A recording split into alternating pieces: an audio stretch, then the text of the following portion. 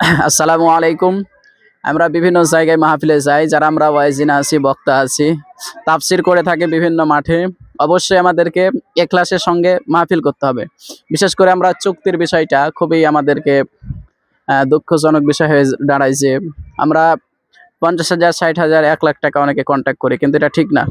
Contact করে আমরা ওয়াজ করা আমাদের জন্য ঠিক না। কারণ আমাদেরকে মানুষ আসে তারা ওয়াজ শোনার জন্য।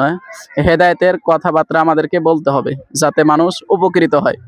এজন্য আমাদের ভিতরে যদি রিয়া ঢুকে যায়, লোভ ঢুকে যায়, তাহলে কিন্তু মানুষ এখান থেকে সঠিক দিক নির্দেশনা পাবে না। এজন্য আল্লাহর বিধান কায়েমের জন্য অবশ্যই আমাদেরকে এগুলো থেকে বিরত থাকতে হবে। আর আমাদেরকে অবশ্যই যারা বক্তা আছি তারা অবশ্যই চেষ্টা চালাবো, তারা যে হাদিয়া দেয় তার উপরে আমাদেরকে সন্তুষ্ট থাকতে হবে।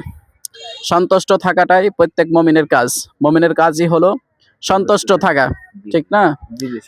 মমিনের কাজই হচ্ছে সন্তুষ্ট থাকা। এজন্য একজন যারা মাহফিল কমিটিতে আছে তারা প্রচুর পরিশ্রম করে, প্যান্ডেল থেকে শুরু করে নিয়ে একেবারে প্রচার প্রসার থেকে যত যাবতীয় পোস্টার খরচ, অনেক খরচ হয় এখানে।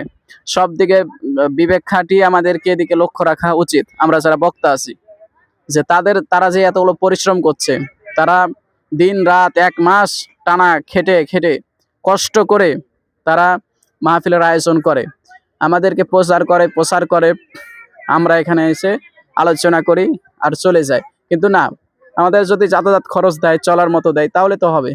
কেন কারো উপরে আমরা জুলুম করতে যাব? অবশ্যই আমরা এই বিষয়ের উপরে লক্ষ্য রাখবো।